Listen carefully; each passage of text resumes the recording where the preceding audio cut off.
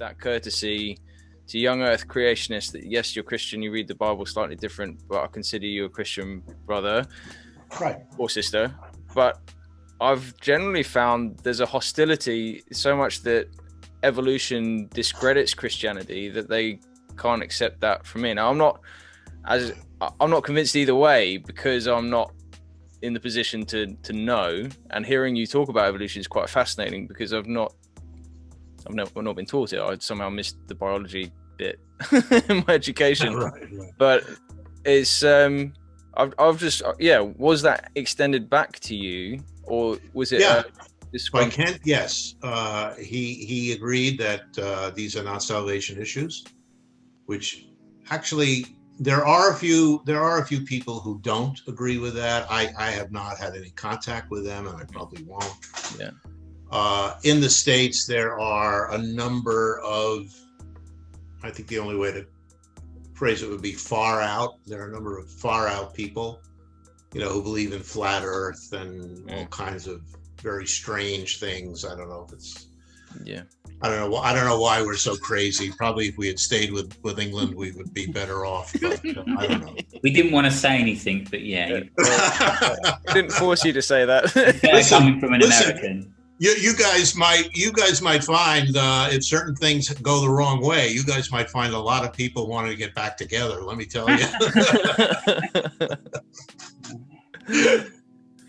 Yeah, it's just a real fact. It is quite fascinating. Is probably the wrong word with regards to what's happening now, but with regards to Christianity, it is quite an interesting thing to watch, because we are influenced by American Christianity quite a lot in the UK, and a lot of articles and studies and things do make their way over here, and so I have a few friends that are quite rigid on young earth creation, and to the point that they will push back at me, and I'm quite happy either way. If evolution was proved 100% certain tomorrow, it would have no impact how I read the Bible. Right, exactly. But for and others, that's the key issue. Right. Yeah, for others it's a key issue. So it's just quite interesting that you've managed to have those conversations and remain civil, and I hope that continues. I think so. I haven't done recently. I haven't done more debates with young earth creationists because it's not my main interest. Mm-hmm. To be honest with you, I don't really. It doesn't disturb me that people are young earth creationists. I don't find that a problem. I don't feel any urge to convince them that evolution is true, because it doesn't matter if they believe it or not. So I'm perfectly happy with a Christian who says, and many of my friends are in that same category. Many of my Twitter followers, maybe most of my Twitter followers, are young earth creationists, and we don't agree. But that does not bother me. What bothers me, frankly, is where the new atheism is going. And this may sound surprising to you, but because, the original new atheism was promulgated by one or two scientists, including Richard Dawkins, who, by the way, I happen to, in the past, I corresponded with about something related to Darwin. So I have a lot of respect for Dawkins as a biologist, as a scientist. But what we now have are sort of pseudo-scientific atheists who are actually engaging in science denial from the atheist side. Mm-hmm. And that's astonishing to me. I don't know whether you've heard this. I don't know if it's traveled far, but what I keep coming across is an incredibly crazy idea that seems to have taken the atheist community by storm, which is that there's no information in DNA. The genetic code is not a real code. And all of this is there's no evidence. You can't use DNA as evidence for God or anything other than it's just a chemical. And the first time I had a couple of debates with people about this, and I pulled down all my textbooks, and I'm going to be making a video because I keep hearing this. And there's an atheist, actually a British atheist named Rationality Rules, Stephen Wofford. I don't know if you're aware of him. You are. So he made a video in 2017 where it was just exactly on this subject, and he got the biology completely wrong. He doesn't understand what it means, what the code is. He thinks the genetic code is the sequence of DNA bases, and that's not true. So I'm going to be making a video, a response video to that. And I don't know how many people, I don't know whether this concept came from him or predates that video of his. But it's completely false. I mean, it's scientifically false. And I don't understand how it could be that other biologists have not talked to these folks and said, guys, you're wrong. Stop saying this. I do wonder if that's a problem, because there's this sort of level of YouTube apologist. Yeah, on both sides. On both sides, right. Christian apologists can be guilty of this as well.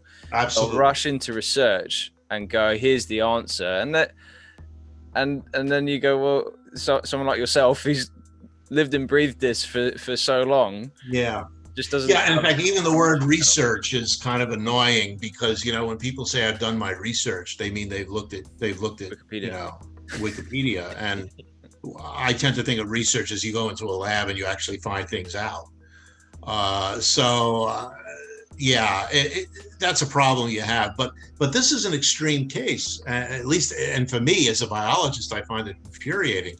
Same thing is happening with the Big Bang. I mean, now you're getting all these people saying, "Oh, well, the universe could have actually been past eternal. Maybe it didn't start at a particular point." There are theories that suggest that. Wow. And you talk about fine tuning, and you hear, "Oh, fine tuning's been debunked." No, it hasn't. It's not. I mean, you're not debunking fine tuning. You might have a different explanation for it, but you can't say that these constants are not finely tuned. There's no question that they are. So if you take all of these things and several more together, it's an astonishing picture of atheists who proclaim worship of science, who are actually engaging in denial of actual science. It leaves me speechless, practically. I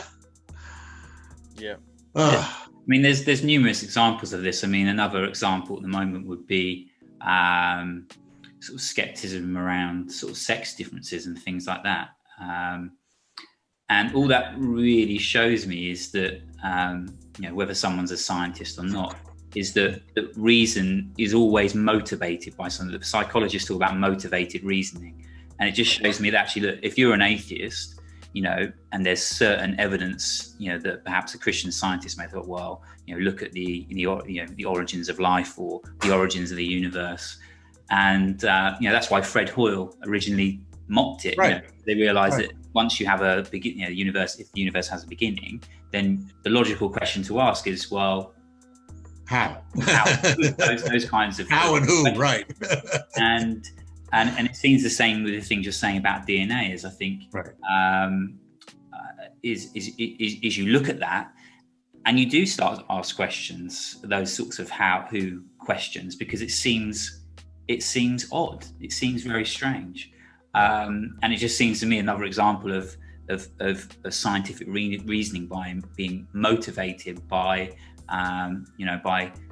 motivations that aren't objective. That's right. And like you said, I think there's a lot of that going on. Yeah, I mean, I agree with you completely, and I understand it because that's what I did for many, many years. I mean, if there was evidence I didn't like, I would, my mind would say, well, how can I disprove that, right? And we all do that, I guess. So it's very hard to be objective. Scientists try to be objective, and there are people like Paul Davies and so many others. Names go out of my head, but who have looked at the reality of what science is telling them, and they say there's something weird going on here. it's not making me a Christian, but there's something weird going on here. Yeah. And that's exactly where I was, at some point. I wasn't a Christian, but I knew there was something odd. You can't deny that there's something odd.